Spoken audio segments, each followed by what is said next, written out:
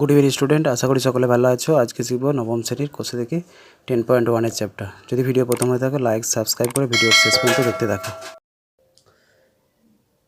টাকায় 12টি জিনিস বিক্রয় করে 4% ক্ষতি হয়। টাকায় কটি জিনিস বিক্রয় করলে 44% লাভ হবে সেটা তোমাকে বার করতে বলেছে। তাহলে 1 টাকায় কটা 12টি জিনিস বিক্রি করছে, তাহলে 11টা 12টি জিনিসের বিক্রয় মূল্য কত বলেছে? 1 টাকা। বিক্রয় মূল্য সমান 1 টাকা। তাহলে 1 টাকা হচ্ছে 12টি জিনিস।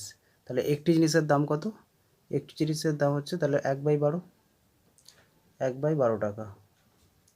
একটি জিনিসের মূল্য হচ্ছে 1/12 টাকা। তাতে বলেছে 4% ক্ষতি হয়, বিক্রি করে 4% ক্ষতি হয়। তাহলে 4% ক্ষতি হওয়ার ফলে কী হচ্ছে? 4% ক্ষতি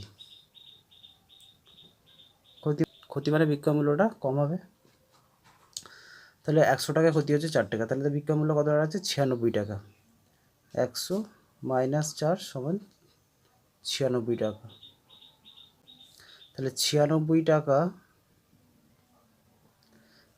টাকা বিক্রয় মূল্যে ক্রয় মূল্য হয় তাহলে কত?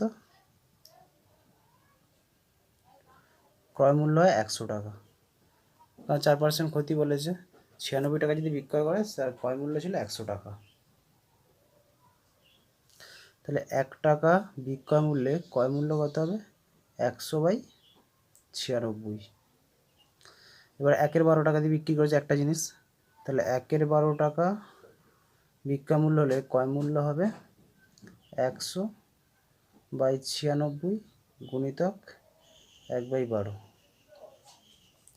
সমান কাটাকাটি করে 4 3 12, 4 3 12 3 আর 4 25 125। তাহলে আর কিছু দিয়ে কাটাকাটি যাচ্ছে না, তাহলে 25টা পুরো বসে পড়লো। আর 96কে 3 দিয়ে 3 6 18 8 হাতের 1 3 9 27 1 28 288 25/288। এবার কী হচ্ছে? তারপর 44% লাভ হবে। যদি কটা বিক্রি করতে হবে টাকায়, তবে 44% লাভ হবে। কারণ 12টি জিনিস বিক্রি করছে 1 টাকা, তখন 4 টাকা 4% ক্ষতি হচ্ছে। এবার যদি কটা বিক্রি করবে, এটা 44% লাভ হবে। তাই লাভ সমান কী হচ্ছে? লাভ হচ্ছে 44%। মানে 100 টাকা যদি ক্রয় মূল্য হয়, বিক্রয় মূল্য হবে 144 টাকা। তাহলে বিক্রয় মূল্য সমান কত হবে? তাহলে বিক্রয় মূল্য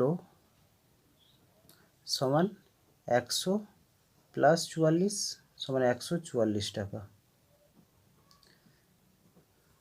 144 টাকা, কারণ 100 টাকায় কিনেছে, 144 টাকা বিক্রি করছে, তবে তার 44% লাভ হচ্ছে। তাহলে 100 টাকা ক্রয় মূল্য হলে বিক্রয় মূল্য হয় 100, বিক্রয় মূল্য হয় 144 টাকা। বিক্রয় মূল্য 144 টাকা। 1 টাকা ক্রয় মূল্য হলে বিক্রয় মূল্য হবে 144/100। আর কত বেরিয়েছিল বিক্রয় মূল্য? 25/288। 25/288 টাকা ক্রয় মূল্য হলে বিক্রয় মূল্য হবে 144/100 গুণিতক 25/288 টাকা। 25 4 100, 4 144 2 288 2। তার উপর কিছু নেই, তখন উপরে 1 নিচে 4 2 8 টাকা। তাহলে একটি জিনিসের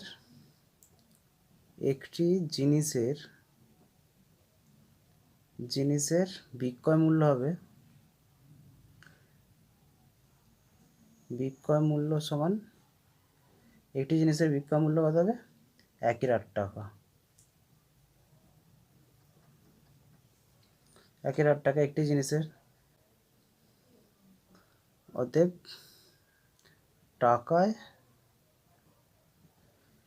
কটা জিনিস বিক্রি করতে হবে? 8টি জিনিস বিক্রয় করলে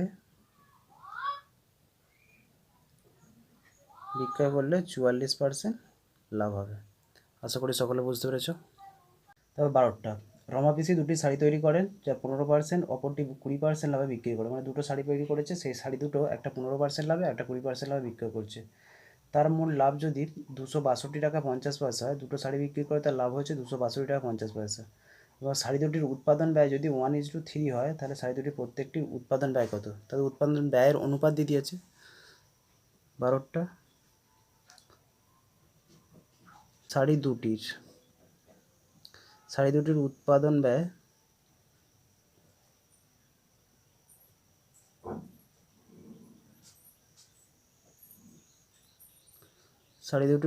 ব্যয়ের অনুপাত 1:3। শাড়ি দুটির উৎপাদন ব্যয় বলে দিয়েছে 1:3। তাহলে ধরি, কিন্তু উৎপাদন ব্যয় জানি না, কিন্তু অনুপাতটা জানি। তাহলে ধরি উৎপাদন ব্যয়ের অনুপাত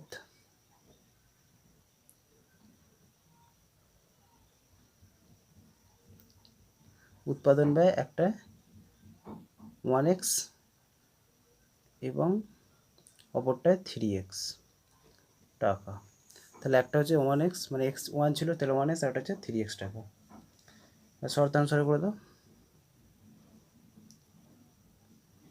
শর্তানুসারে মিলিয়ে উৎপাদন কত, দুটোই মিলিয়ে তার লাভ হচ্ছে কত? দুটোই মিলিয়ে লাভ হচ্ছে 162 টাকা 50 পয়সা। তাহলে দুটোর উৎপাদন কত করে হচ্ছে? একটা 15%, একটা 20%। তাহলে x গুণিতক 15/100 প্লাস, আর একটা 3x ছিল, 3x গুণিতক 20/100 সমান 262.50। কাটাকাটি করো, 0 0 কাটা, 5 3 15, 5 20 100, 2 দিয়ে কাটো, 2 5 10। আর কিছু কাটাকাটি আছে না? বা 3x/20 প্লাস 3x/5 সমান 262 টাকাটাকে দশমিক তুলে দাও। 262 টাকা দশমিক তুলে গিয়ে 262.50 এর দশমিক তুললে, দশমিক তুললে দুটোর পর দশমিক ছিল, এক এক দুটো শূন্য, একটা শূন্য কেটে দাও, তাহলে 10। বা এটা লসাগু করো, 20 আর 5-এর লসাগু করতে হবে। 20 আর 5-এর লসাগু 20 হবে।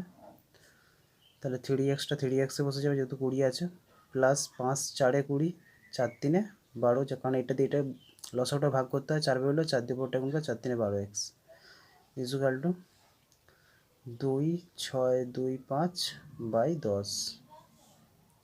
এই শূন্য এই শূন্য কেটে দাও, বা 2 10-এ 20, 2 তাই 2 10-এ 20, বা 3x আর 12x, তাহলে কত? 15x। এটা গুণ করে দাও, 2 দিয়ে 2 6 2 5 গুণিতক 2, বা x সমান 2 6 2 5 গুণিতক 2/15। 5 দিয়ে কাটো, 5 3-এ 15,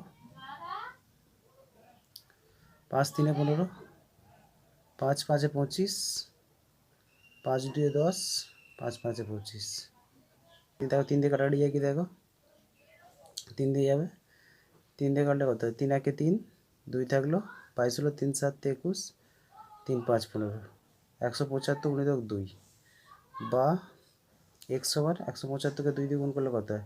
2 5 10-এর 0, হাতে রইল 1, 2 7 14, 1 15 5, হাতে রইল 1, 2 1 2, 1 3, 350 টাকা।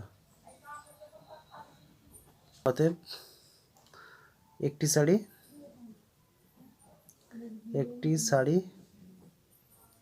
350 টাকা, অপর শাড়িটি